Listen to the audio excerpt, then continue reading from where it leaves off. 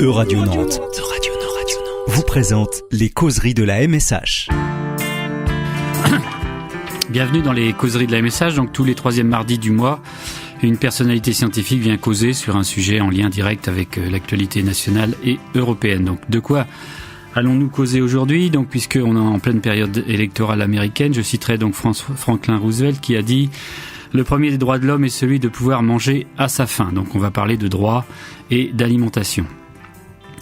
Alors aujourd'hui nous allons dire le droit, en particulier le droit de et à l'alimentation, mais aussi plus généralement le droit agroalimentaire. Alors qu'est-ce qu'englobe ce terme ? Alors quand on me dit droit de manger, moi deux références artistiques me viennent à l'esprit, sans doute aux antipodes l'une de l'autre. Je ne parle pas de ces émissions à la mode mettant en scène des apprentis cuisiniers notés par des chefs toqués. La première, c'est plutôt une référence cinématographique, c'est un peu de ma génération, c'est La Grande Bouffe, qui est un film réalisé par Marco Ferreri en 1973. Se posant comme une critique de la société de consommation, le film raconte l'histoire de 4 hommes, bien sous tout rapport, qui décident de se réunir dans une maison cossue à Paris pour se livrer à un suicide collectif en mangeant jusqu'à ce que mort s'ensuive. Au cours de ce suicide gastronomique, toutes les scènes concourent à dénoncer une classe sociale qui vit pour manger et non qui mange pour vivre.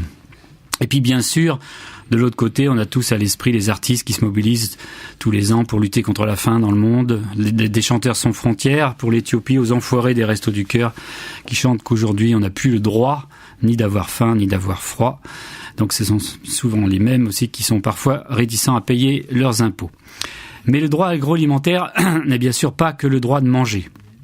Alors si je vous dis OGM pour organismes génétiquement modifiés, AOC pour appellation d'origine contrôlée, PAC pour politique agricole commune, OMC pour Organisation mondiale du commerce.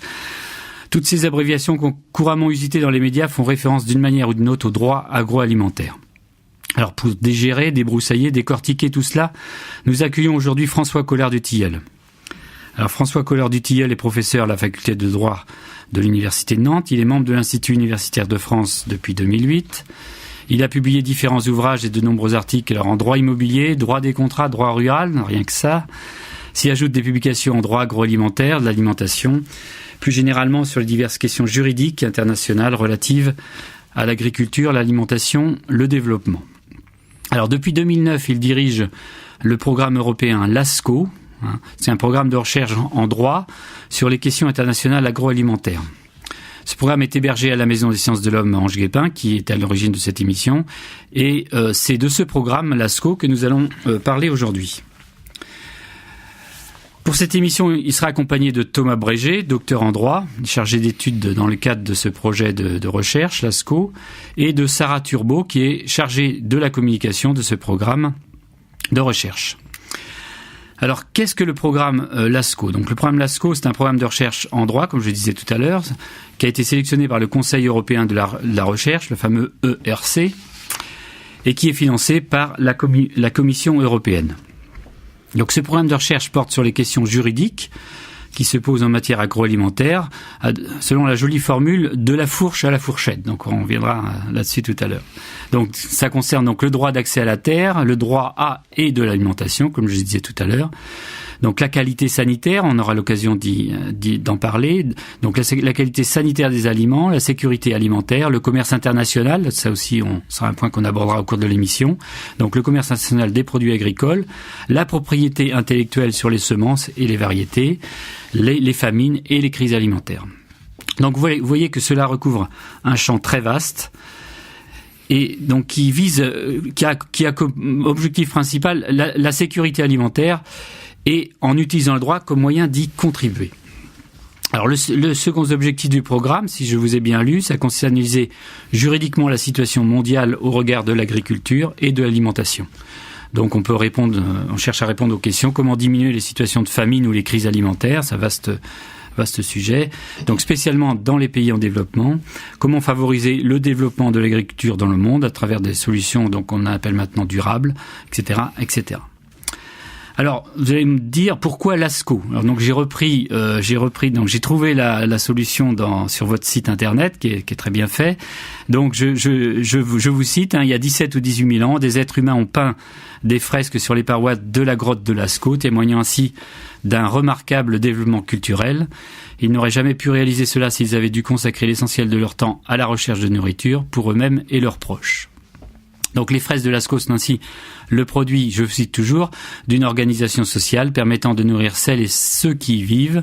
Lascaux récèle ainsi les origines du triptyque qui a permis à un groupe social de se doter d'une culture commune sur laquelle fonder leur société et leur liberté. Donc le triptyque, c'est droit, aliment, terre, droit, il y a un petit jeu de mots derrière, je suppose. Donc ce droit, aliment, terre en 3 mots. Alors aujourd'hui, les sociétés sont plus complexes, mais près d'1 milliard de personnes souffrent encore d'une alimentation insuffisante. Donc c'est pourquoi, donc, avec les moyens du droit, le programme Lascaux veut contribuer à ce que, je vous cite, chaque être humain puisse maintenir le besoin fondamental de se nourrir afin de pouvoir se consacrer à son développement, à l'accès à la culture et à la liberté. Et deuxième point, les différentes sociétés humaines puissent trouver les modes d'organisation sociale et économique qui leur permettent par elles-mêmes et par des échanges entre elles de satisfaire le besoin fondamental de se nourrir de chacun de leurs membres. Donc ça, vaste programme. Donc, et vous terminez, ainsi voulons-nous contribuer avec l'aide de tous ceux qui le souhaitent à imaginer un droit humaniste pour aider la Terre à nourrir l'humanité. Alors on reviendra aussi sur les événements qui ont lieu courant novembre. Eh bien, je vais vous laisser donc François Collard-Duviel, je vais vous laisser la parole maintenant après cette introduction un petit peu longue. Donc, je vais vous laisser la parole pour présenter, dans un premier temps, votre programme et votre équipe. Oui, bonjour et merci pour cette introduction qui donne une sorte de florilège de tout ce à quoi Lascaux s'intéresse. C'est en effet complexe et c'est en même temps important. Alors, qu'est-ce que nous faisons dans le programme Lascaux ? Nous partons d'abord d'un constat de carence. Depuis longtemps maintenant, en tout cas plusieurs dizaines d'années, le droit a à peu près disparu du paysage de l'actualité pour laisser place à la régulation, comme le gouvernement laisse place à la gouvernance, et comme l'inaction laisse place après à l'indifférence. Et donc, le programme Lascaux vise à réintroduire du droit dans le débat. Pourquoi réintroduire du droit ? Parce que, pour prendre une comparaison avec la circulation automobile, si on veut que les choses fonctionnent, que tout le monde puisse aller là où il veut en temps et en heure, il faut non seulement un code de la route, mais il faut une organisation de la circulation, une régulation de la circulation. Mais la régulation de la circulation, c'est pas le code de la route, c'est plutôt bison futé, c'est l'étalement des départs en vacances, c'est un système complexe de sens interdit pour obliger les automobiles à emprunter certains trajets, c'est des gendarmes au carrefour. La régulation, c'est autre chose que le droit. Le droit, c'est le code de la route, la régulation, c'est autre chose. Et on parle beaucoup de régulation, on en a besoin. Et en matière alimentaire, on a besoin d'une régulation. Il n'y en a pas. Au plan international, si un pays produit plus de maïs que ce dont il a besoin, il va vendre le surplus, il va exporter le surplus, mais va-t-il exporter le surplus dans le pays dans lequel on a une carence de maïs et dans lequel on en a besoin? Non, pas nécessairement, il va exporter le maïs là où on va le lui acheter au meilleur prix. Pour qu'il en ait autrement, il faudrait une gouvernance, il faudrait une régulation, il faudrait que les marchés soient régulés comme la circulation automobile est régulée. Et pour cela, il faut à la fois un code de la route et des outils de régulation. Nous avons au plan international un code de la route, c'est le droit de l'Organisation mondiale du commerce, mais nous n'avons pas de gouvernance ou de régulation internationale. Et on a même une Organisation mondiale du commerce, un code de la route du commerce qui a une philosophie particulière, si je puis dire. On pourrait dire pour le Mais l'OMC, c'est un code de la route ou une régulation ? C'est un code de la route. C'est un code de la route. C'est un code de la route, mais l'OMC ne s'occupe pas de savoir qui a faim, qui n'a pas faim. L'OMC ne s'occupe pas de remplir les assiettes. L'OMC n'a pas pour objectif la sécurité alimentaire. L'OMC fixe les règles de priorité. Grosso modo, il donne les priorités plutôt aux voitures les plus puissantes et les plus rapides. L'OMC interdit les limitations de vitesse, de toutes sortes. Et l'OMC précise aux piétons qu'ils traversent les chaussées à leurs risques et périls. Il n'y a pas de passage protégé pour les piétons, il n'y a pas de passage protégé pour les plus faibles, il n'y a pas de piste cyclable, il n'y a rien de tout ça. Le droit de l'OMC est un droit complexe, mais c'est un droit qui vise l'efficacité et non la sécurité. Le code de la route vise la sécurité. C'est toute la différence. Si la sécurité alimentaire était un objectif de l'OMC, les choses seraient différentes. Mais ce n'est pas le cas. Alors, comment cela est-il possible? C'est un exemple. On évoquera sans doute la propriété intellectuelle, la question de foncière. Mais comment cela est-il possible? Bien, il faut d'abord admettre que l'une des causes des problèmes se trouve dans le droit. Quand on pense au droit, quand on sort de la régulation enfin pour passer au droit, on a à la bouche en matière alimentaire que les droits de l'homme. Le droit à l'alimentation, le droit à l'eau, le droit à des moyens, ce qui est évidemment essentiel. Mais ça n'est pas là-dessus qu'il faut compter pour contrer le système économique fondé sur la propriété intellectuelle, sur les semences, sur la propriété tout court, sur la terre, et sur l'eau, et sur le libre-échange. Ça n'est pas aux droits de l'homme qu'on peut se consacrer uniquement pour contrer cela. Il faut prendre conscience, comme un médecin fait un diagnostic, prendre conscience que si le système est ce qu'il est, c'est parce que le droit le permet, ou le droit laisse faire, ou le droit est mal fait. Mais dans tous les cas, il y a un problème en droit. Et une fois le diagnostic fait, alors on peut se poser la question, quel droit faudrait-il? Quelle évolution juridique faudrait-il? Je ne parle pas de la régulation, je parle du droit, je parle du code de la route. Quel droit faudrait-il pour que le système fonctionne autrement? Alors c'est ça un peu le programme LASCO, c'est la raison pour laquelle le droit, il faut redonner sa place au droit, c'est parce que le droit est l'une des causes des problèmes et le droit est l'une des solutions. Ça ne retire à rien à la valeur des droits fondamentaux. Mais pour moi, les droits fondamentaux, ils ont d'abord comme mérite, ou en tout cas au plan international, d'indiquer les valeurs auxquelles une société tient. Et le droit, c'est précisément ce langage social qui a la charge de porter les valeurs qu'une société se donne à elle-même. Alors, pour faire tout ça, en droit, le programme LASCO bénéficie d'une dizaine de salariés permanents à la Maison des sciences de l'homme et d'environ 130 chercheurs dans le monde entier, sur tous les continents, principalement juristes, mais aussi économistes, anthropologues, géographes, sociologues. Bien, merci François Coulard-Détilleul. On va prendre une première pause et on reprendra après l'émission pour présenter plus avant ce programme LASCO. Euradio Nantes, les causeries de la MSH.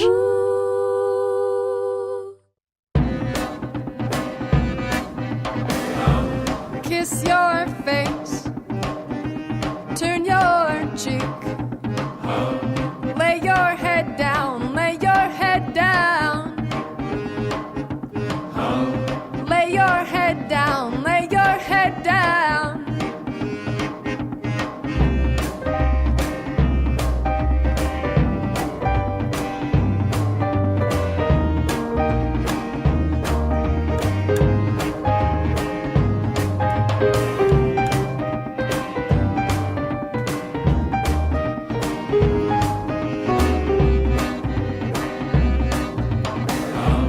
Don't say nothing, no.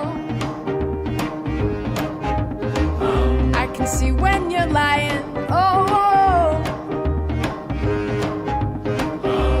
When you're alone, you're so alone. When you're alone, you're so alone.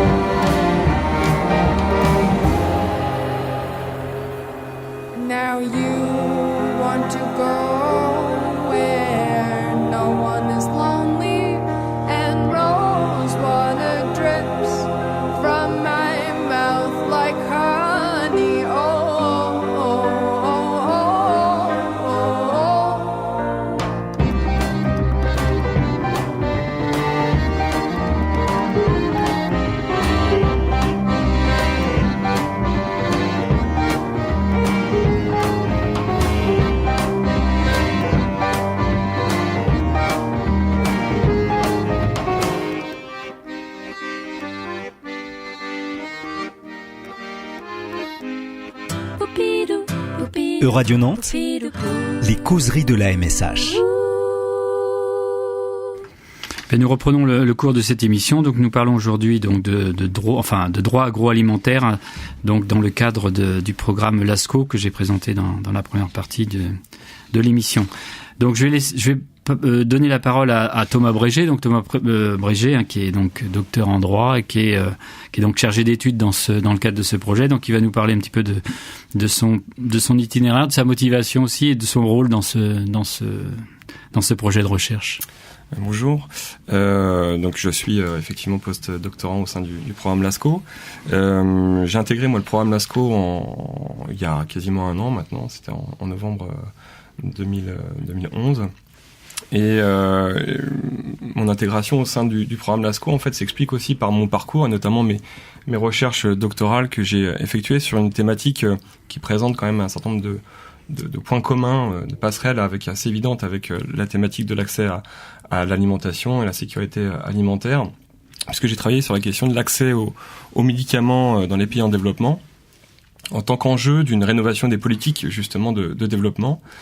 Et j'ai pu, à l'occasion de ces recherches doctorales, m'intéresser sur les rapports existants, les tensions existantes entre deux sphères du droit international.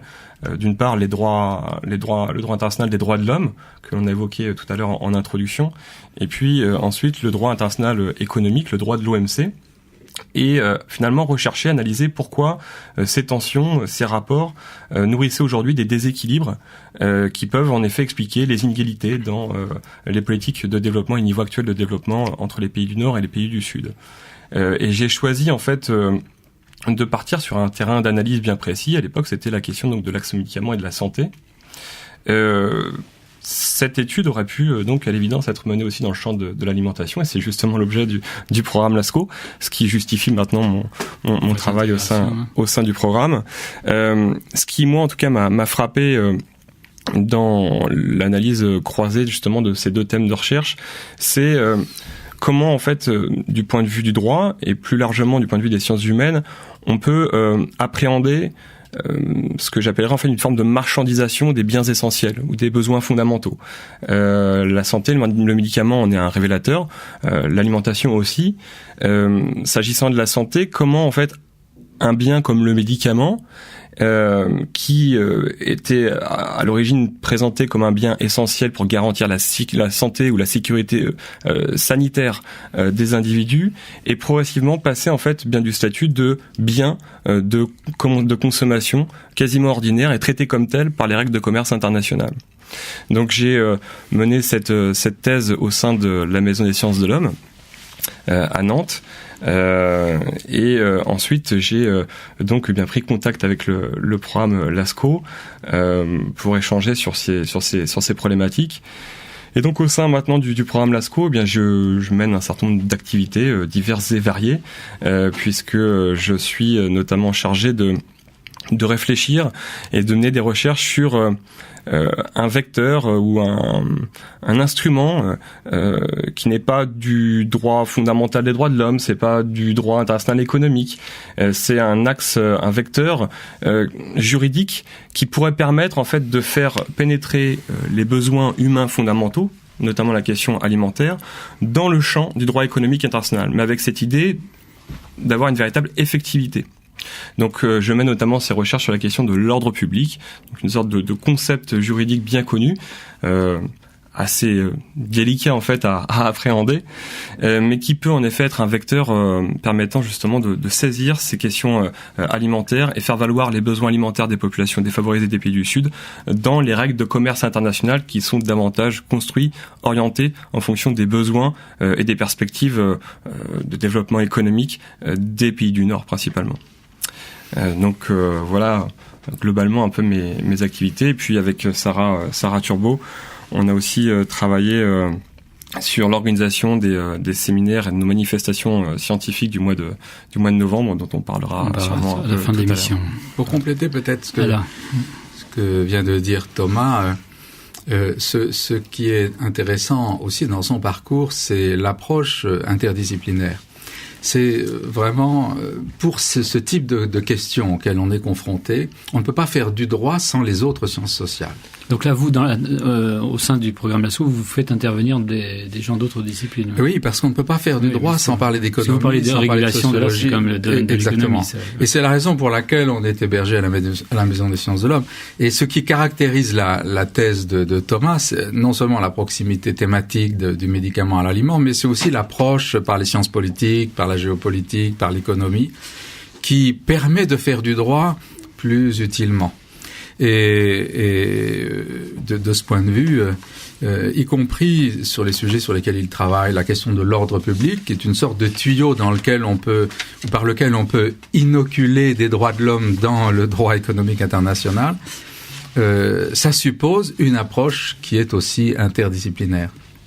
On ne fait pas du droit entre juristes maintenant, en tout cas pour ce type de questions. Alors vous, si je vous ai bien lu dans votre programme aussi, vous mettez l'accent justement sur ces références historiques, culturelles, etc., pour analyser justement ces problèmes actuels. Oui. D'abord, vous prenez l'aliment comme vous dites un fait social total. Oui. L'aliment, c'est un fait social total, à la manière de Mauss. C'est pas original, ce que je dis, c'est pas original, mais fait social total qui se manifeste bien aussi dans le choix du nom LASCO et dans ce qu'indiquait une philosophe suisse qui s'appelait Jeanne Hersch et qui disait justement que l'intérêt des droits de l'homme, c'est de permettre de mettre de la distance entre la personne et ses besoins vitaux. Parce que, disait-elle, c'est dans cette distance que peuvent naître la culture, l'accès à la culture et la liberté. Et on retrouve là l'idée de Lascaux. La vie entière repose sur ça. C'est pas très original de le dire, mais c'est bon de le rappeler parce que comme le disait Thomas, une tonne de maïs et un téléviseur sont traités à peu près de la même manière, tant par le droit de la propriété intellectuelle que par le droit des moyens de production, par le droit du commerce international et par le droit de la consommation. Et tout notre objectif, c'est précisément de bâtir une espèce de monde juridique qui conduit à ne pas traiter les denrées alimentaires, les matières premières agricoles, comme des marchandises ordinaires. Précisément parce qu'elles ont un objectif qui est la sécurité alimentaire et que cet objectif doit prévaloir sur la simple recherche du profit. Alors on reviendra un petit peu là-dessus justement sur le problème de la spéculation des denrées alimentaires, mais donc on va peut-être aborder la première question un peu plus technique dans l'émission. Donc vous parliez donc d'accès à la terre et à l'eau et des droits sur les semences. Oui. Donc si on pouvait aborder ce sujet pour un peu illustrer un petit peu les questions que vous abordez dans ce programme. Oui. Le point de départ, c'est évidemment une question essentielle, c'est l'accès aux moyens de production. Ça, les économistes ont traité très longtemps cette espèce d'accès à la terre, de rente foncière. C'est l'accès aux moyens de production. Et on a, nous, si je puis dire, deux jambes. On marche sur deux jambes. La première, c'est la théorie, si je puis dire, la thèse de Karl Polanyi. Et puis qui est alors la thèse de Karl Polanyi qui conduit à dire et à penser que le capitalisme et partant le libéralisme suppose de considérer comme des marchandises la nature, la terre, la nature, la monnaie et le travail. Et évidemment, ce ne sont pas des produits, ce ne sont pas des productions, et donc ce ne sont pas des marchandises, mais on les considère fictivement comme des marchandises. Et c'est ainsi que le système peut fonctionner, par des mécanismes qu'un économiste serait mieux, plus à même d'expliquer dans le détail, mais il l'explique à la fois économiquement et historiquement, en montrant les dérives. Et la deuxième jambe, si je peux dire, c'est la loi de l'offre et de la demande, dont on nous dit qu'elle est le passeport vers, sinon le paradis, du moins une gouvernance mondiale d'à peu près tout. La main invisible. La main invisible, oui. Or, précisément, je crois que en matière alimentaire, peut-être dans d'autres secteurs, la loi de l'offre et de la demande ne fonctionne pas là où on en a besoin. Et elle ne fonctionne pas pour deux raisons. La première raison, c'est que pour qu'elle fonctionne économiquement, il faut que l'offre soit concurrentielle. Si l'offre n'est pas concurrentielle, ça marche pas. Et puis la deuxième raison, il faut que la demande soit solvable. Si la demande n'est pas solvable, ça marche pas. Parce que le prix et donc la régulation ne peut résulter que de l'ajustement des deux. Or, en matière agroalimentaire, l'offre repose sur des monopoles. Elle repose sur des monopoles qui sont, alors je ne parle pas de l'appropriation privée de la terre et de l'eau, mais je pourrais, ce sont des monopoles, mais surtout de l'appropriation privée des semences et des variétés végétales et animales par les brevets, par les certificats d'obtention végétale et par d'autres moyens de la propriété intellectuelle. Donc pour entrer dans le secteur agroalimentaire, il faut passer par des monopoles. Ces monopoles sont si forts que les semences, par exemple, lorsqu'elles sont simplement paysannes, vivrières, elles sont bloquées, elles ne peuvent pas être commercialisées. Seules peuvent être commercialisées sous quelques réserves les semences industrielles, soumises à monopole. Et du côté de la demande, notre problème est de nourrir ceux qui n'ont pas à manger. C'est-à-dire de nourrir une demande par hypothèse insolvable. Et donc nous avons une offre qui n'est pas concurrentielle, qui est largement monopolistique, et nous nous occupons d'une demande insolvable. Donc la loi de l'offre et de la demande ne marche pas. Ce qui marche, c'est ce que dit Karl Polanyi. Ce qui ne marche pas, c'est la loi de l'offre et de la demande. Comment, à partir de là, on pense la question de la terre, de l'eau et des semences. Voilà ce préalable économique qui méritait d'être posé. Très très bien, on va terminer là-dessus pour cette partie de l'émission. On reprendra sur ces questions intéressantes dans la troisième partie. Euradio Nantes, les causeries de la MSH. One night, see the world was one night, see the world was one single eye, don't know if I'm inside. Two eyes, another world is too high, and I'm stuck in this cruel, in this cruel time. Life is cruel time.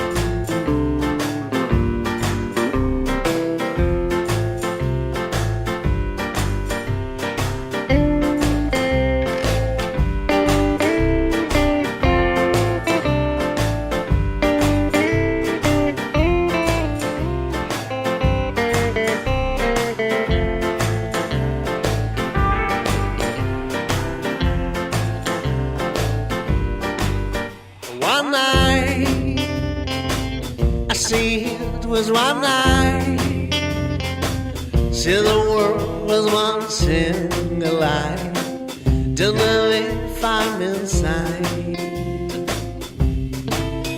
Two eyes, no, the world is too high,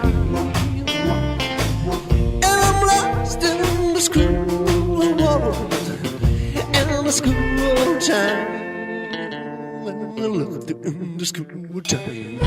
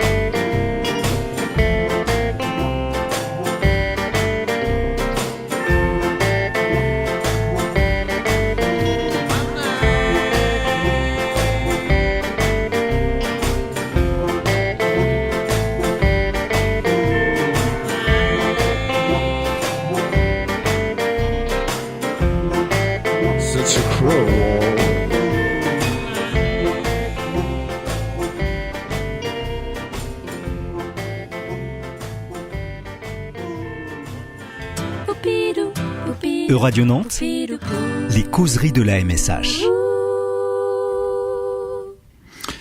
Donc nous reprenons notre causerie donc sur donc le droit, enfin sur le programme LASCO en général, droit agroalimentaire en particulier.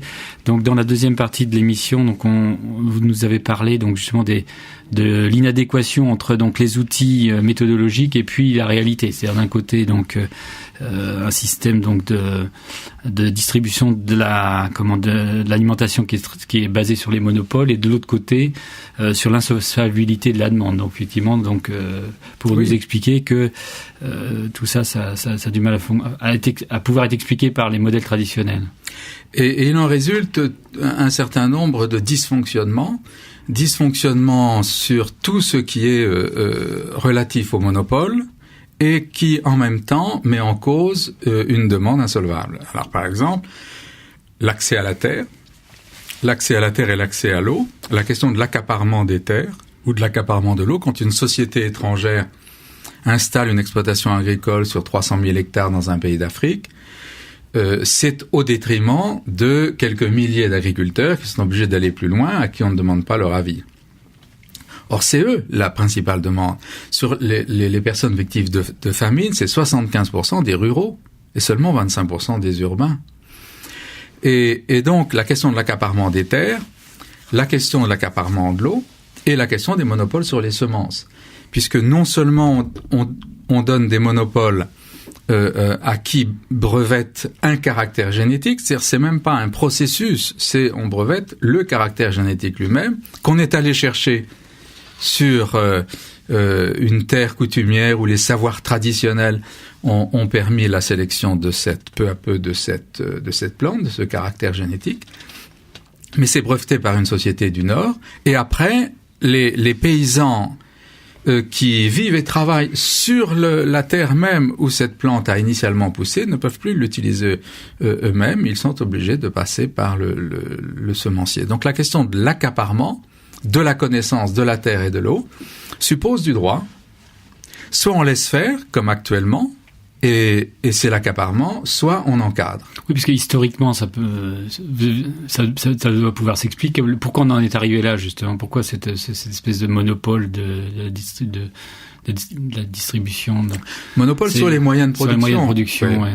Monopole sur les moyens de production c'est assez ancien. Mais c'est surtout que, là, je crois, on retrouve Polanyi. Finalement, aucune activité ne peut se développer sans capter une partie de la nature. C'est-à-dire, toutes nos activités, quand on y réfléchit, on a l'impression qu'on n'a plus besoin de la nature pour vivre. Mais en réalité, la nature au sens large, ça commence par l'immobilier, le foncier. C'est aussi la connaissance sur la nature. Les caractères génétiques qui marchent, c'est pas des choses qu'on invente, c'est des choses qu'on va voir dans la nature. Après, on les brevette parce ça permet d'avoir un monopole, et un monopole qui permet de réaliser un profit. Mais aucune de ces activités, aucun de ces monopoles n'est objectivé par le souci de la sécurité alimentaire.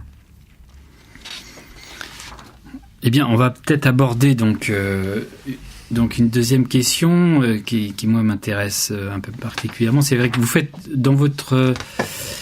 le parallèle entre donc la crise financière, en fait ce qui régule ou ce qui ne régulerait pas les marchés financiers, et puis donc les marchés alimentaires. Donc on pourrait aborder effectivement dans cette troisième partie le problème de la spéculation sur les denrées alimentaires. Peut-être il faut revenir d'abord un peu à l'histoire. Si on repart de l'explication donnée par Polanyi, les trois marchandises fictives, la nature, la terre, la nature, qui pour Polanyi est devenue une marchandise lorsqu'on a transformé les commons, les biens communs en propriété privée, quand on a constitué des enclosures.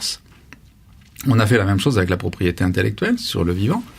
Donc la nature, la monnaie et le travail. Et finalement, dans les années 2007, 2008, 2009 et encore aujourd'hui, on a eu trois grandes crises successives qui étaient la crise sur les subprimes, c'est-à-dire la crise sur la terre, la valeur du foncier, la valeur de la terre, une crise financière, la monnaie, et une crise économique qui conduit à un chômage galopant, c'est la force de travail. Les trois secteurs en crise sont les trois marchandises fictives de c'est vrai. de Polanyi. On peut voir ça comme ça, oui. Et maintenant, si on revient à l'histoire et à la période qui sans doute a été la plus troublée dans l'histoire, en tout cas de ces derniers siècles, la Seconde Guerre mondiale. Vous évoquez Franklin Roosevelt et ses 4 libertés, dont la liberté d'être à l'abri de besoin, qu'il a énoncée en 41. Mais en 43, il a fait plus que ça. En 43, pendant la guerre, il a organisé 3 conférences internationales. On a retenu simplement l'une des 3. Et c'est la conférence de Bretton Woods sur la monnaie. Voilà. Qu'est-ce que cherchait à faire Roosevelt? Qu'est-ce que faisait Bretton Woods à l'origine? C'était de faire en sorte que la monnaie ne soit pas une marchandise ordinaire. Alors on l'accroche alors, on crée une banque spécifique, on encadre. La monnaie ne peut plus être une marchandise qui a donné lieu aux dérives dont on se souvient. Contrairement à ce que disaient les monétaristes. Contrairement à ce que disaient les monétaristes. Mais donc, Friedman, Roosevelt a en quelque sorte imposé ça, de ne pas faire de la monnaie une marchandise comme tout le monde, comme les autres. Et il y a eu 2 autres conférences qu'on a oubliées, qui ont précédé d'ailleurs, Bretton Woods en 44, 2 autres en 43. La conférence de Philadelphie sur le travail, sur laquelle Alain Suppiot a évidemment beaucoup travaillé et publié, qui commence... Sur l'esprit de Philadelphie. Sur l'esprit de Philadelphie, qui commence en disant « La force de travail n'est pas une marchandise comme les autres, ou ne doit pas être considérée comme une marchandise ». Et s'ensuit toute cette conférence internationale en lien avec l'Organisation internationale du travail. Et puis il y a eu une 3e conférence qu'on a complètement oubliée. Ça a été la première, d'ailleurs chronologiquement, 1943, mai 43. C'est la conférence de Hot Springs. La conférence de Hot Springs traitait de la question de l'agriculture et de l'alimentation. Et Roosevelt disait, si on veut que la paix dans le monde soit durable après la fin de cette guerre, il faut régler la question de l'agriculture et de l'alimentation. Et donc, considérer que les denrées alimentaires, les produits agricoles ne sont pas des marchandises comme les autres. Alors, Hot Springs, c'est la nature et l'agriculture et l'alimentation. Philadelphie, le travail. Bretton Woods, c'est la monnaie. On retrouve encore les 3 marchandises fictives de Polanyi. Avec une volonté dans les 3 cas de réguler... Avec une volonté dans les 3 cas d'encadrer juridiquement, pour que ce ne soit pas considéré comme des marchandises ordinaires. Et Roosevelt est allé plus loin. Il a, à partir de la conférence de Hot Springs, on a créé la FAO. Et après la conférence de Hot Springs, Roosevelt a suggéré, même souhaité, qu'on crée une organisation internationale du commerce, dont on ne savait pas trop si elle serait rattachée à Bretton Woods ou à Hot Springs pour les questions de l'agriculture. Donc cette conférence, il y a eu une conférence qui a eu lieu à La Havane, à Cuba, entre novembre 47 et mars 48.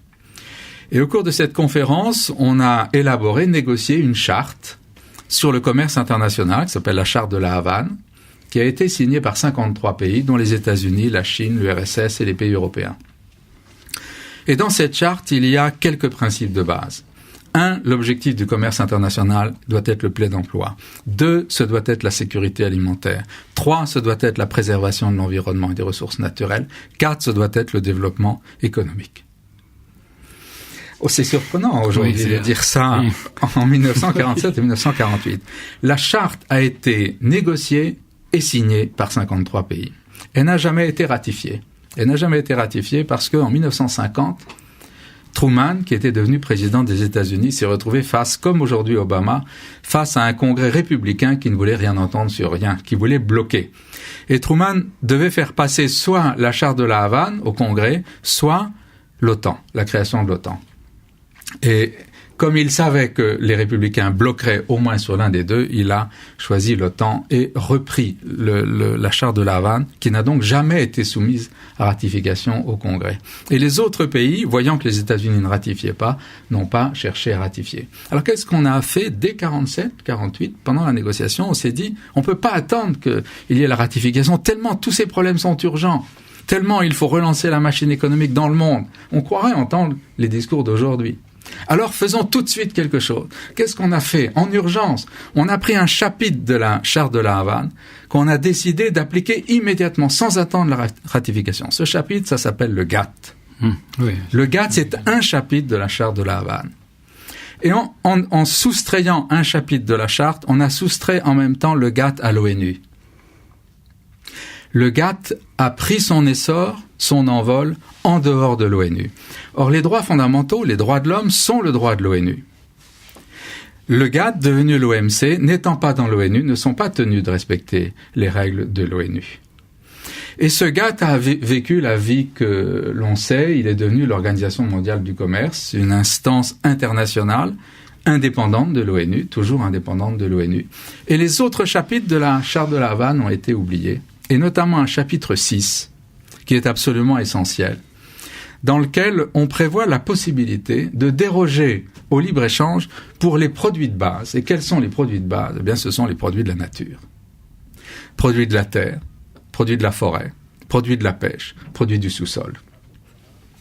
Et donc, ce qui constituait la possibilité d'un régime juridique spécifique pour les biens vitaux, les biens fondamentaux de la personne, ce qui constituait ce régime juridique a été oublié par l'histoire. Et voilà comment on en est arrivé à la situation dans laquelle on est, mais peut-être pourrait-on utilement revenir, jeter un coup d'œil, non pas pour appliquer la Charte de La Havane, mais pour essayer de voir, à partir de ce qui a déjà été négocié, signé, accepté par 53 pays en 1947-1948, ce qu'on pourrait faire aujourd'hui. Finalement, entre les bouleversements de la Seconde Guerre mondiale et les bouleversements économiques, financiers, immobiliers d'aujourd'hui, est-ce qu'on n'est pas dans une situation de crise suffisamment grave pour justifier d'avoir un coup d'œil sur l'histoire ? Ce que vous voulez nous dire, c'est effectivement tout. Après la Seconde Guerre mondiale, on disposait déjà de... On avait déjà tous les outils d'aujourd'hui. Le plein emploi, je redis parce que c'est incroyable. Le plein emploi, la sécurité alimentaire, la préservation des ressources naturelles en 1947, la préservation et le développement économique. Eh bien, merci. Nous terminons cette troisième partie de l'émission. Nous allons reprendre tout à l'heure. Euradio Nantes, les causeries de la MSH.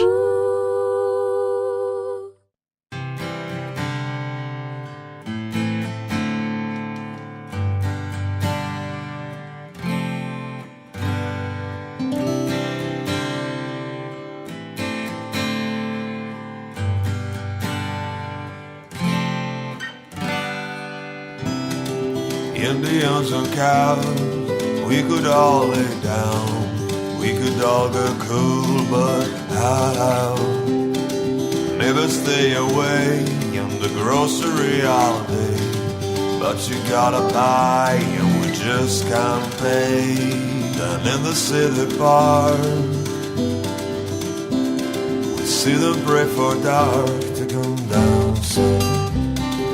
Nobody ever claims of the mess they made in a little town without shade. And the sun just shines, cutting us like blades in this little town without shade.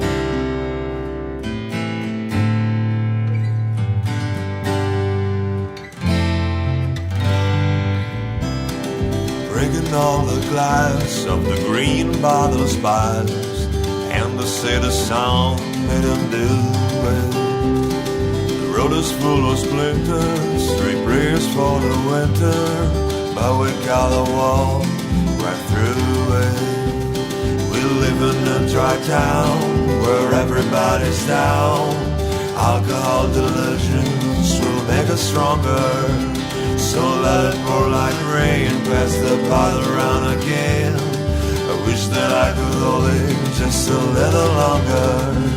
Down in the city park, let's see them pray for dark to come down soon. Nobody ever claims of the mess they made in a little town without shade. And the sun just shines, cutting us like blades in this little town without shade. And why's the sun so distant at the edge of the sky? I wish we all could get the sun drunk and high and watch it fall down off the sky.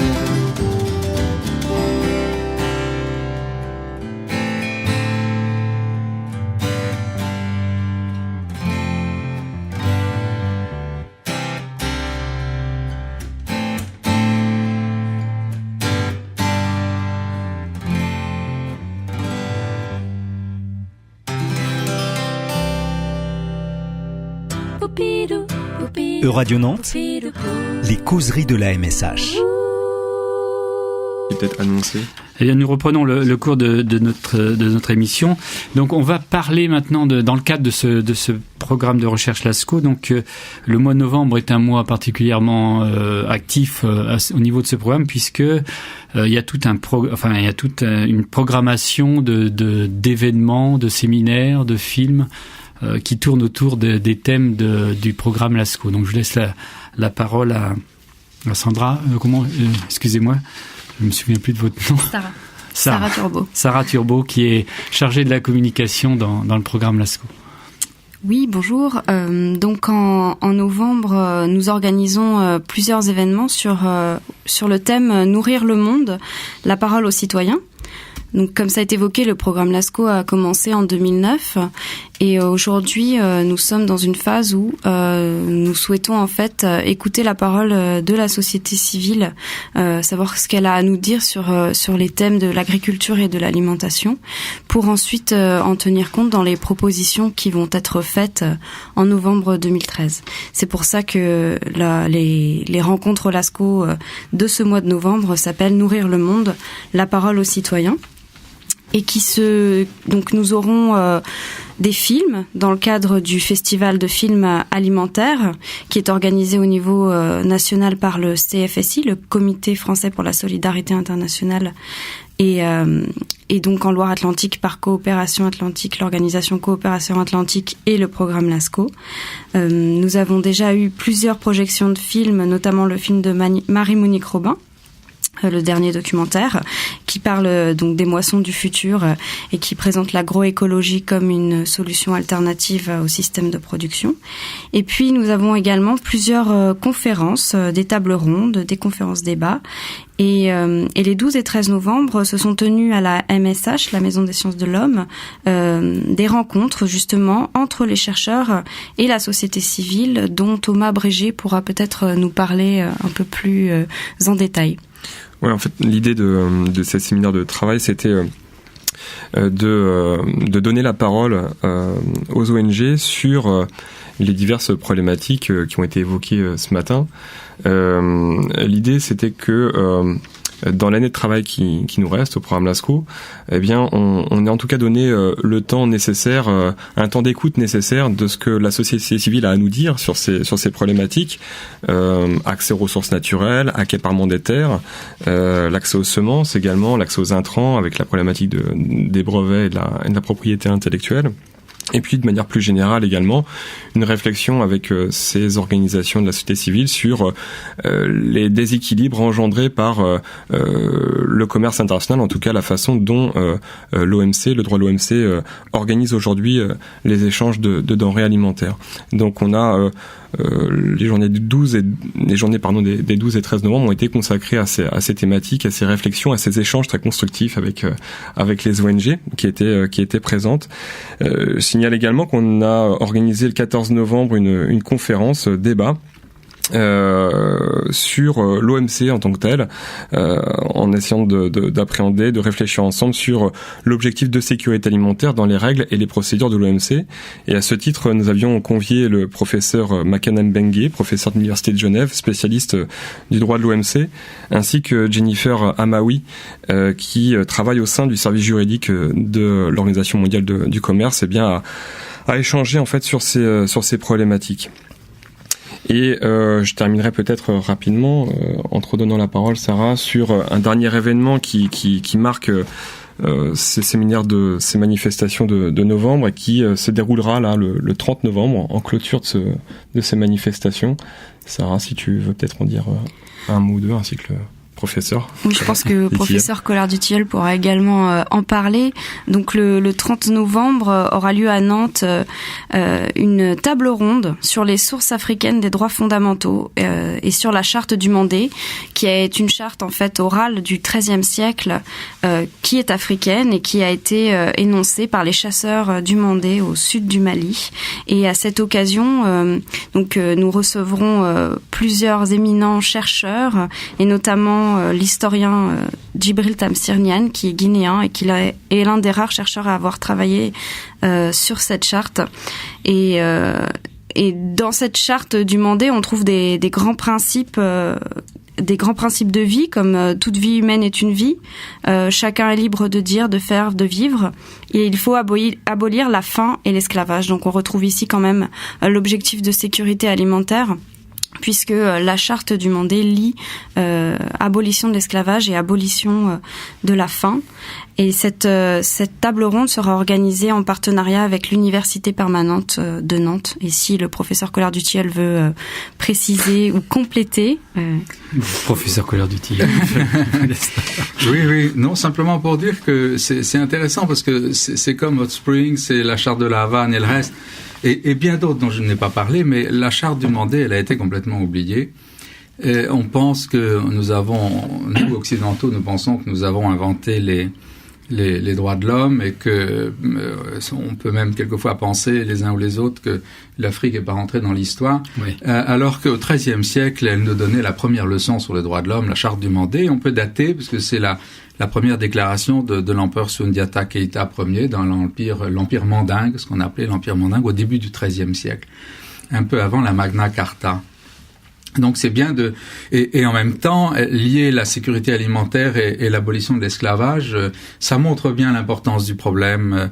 On a aboli l'esclavage maintenant, enfin en tout cas formellement. Le droit a fait son œuvre là, mais il doit faire son œuvre aussi sur la sécurité alimentaire. Donc oui, la charte du Mandé, pour nous, c'est important à plein d'égards.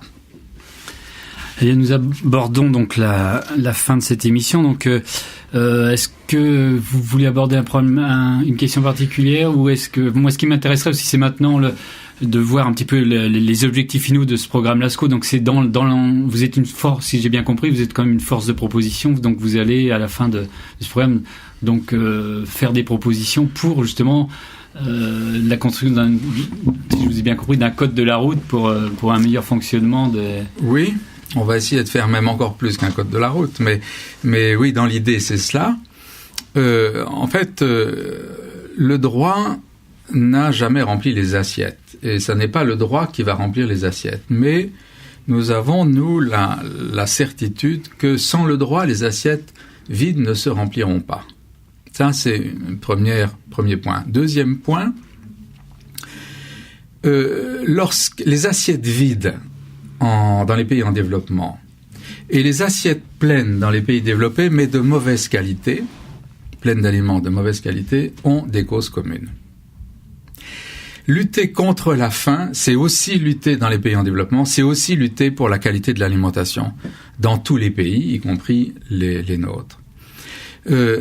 C'est pour dire aussi que nous avons, nous aussi, intérêt à plein d'égards, parce que ceux qui ont faim et qui auront à manger seront des consommateurs et des citoyens qui auront une vie économique, et puis aussi parce que ce qui sera fait pour eux sera bon aussi pour la qualité des aliments qui sont dans notre assiette. Encore une fois, les causes systémiques sont les mêmes. Alors, qu'est-ce que nous visons ? Nous visons non pas à justifier le système tel qu'il est, et nous ne visons pas non plus à faire la révolution. Ça n'est pas notre métier.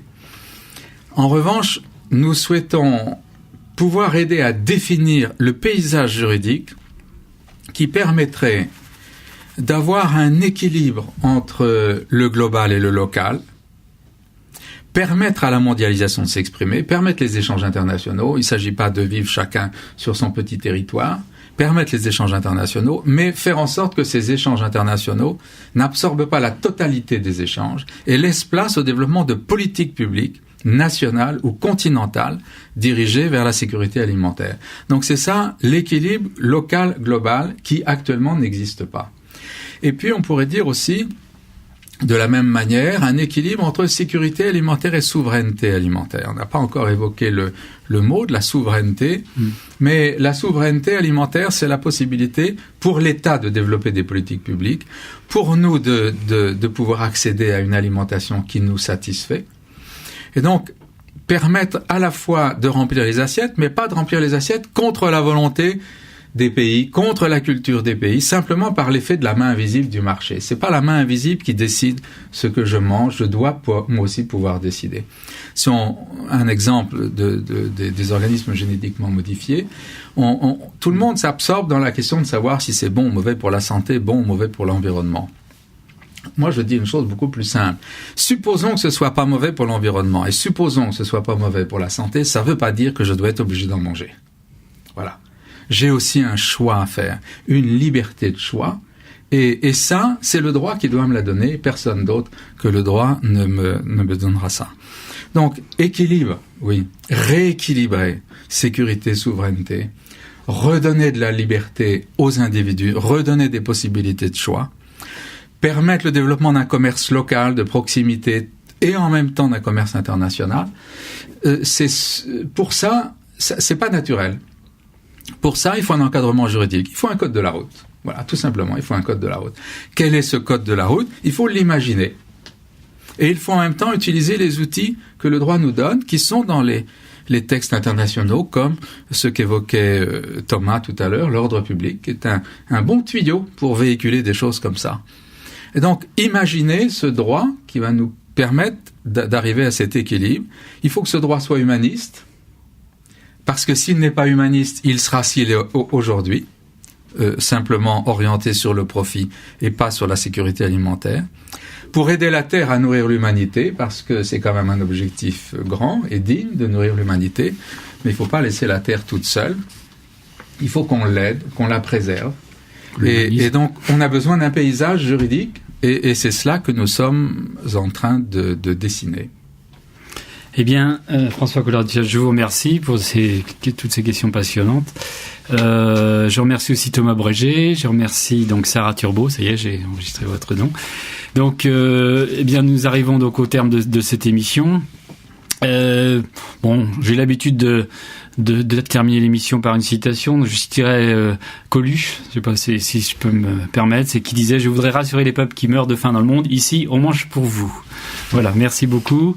Et nous vous donnons rendez-vous donc pour une prochaine émission donc dans un mois. Merci.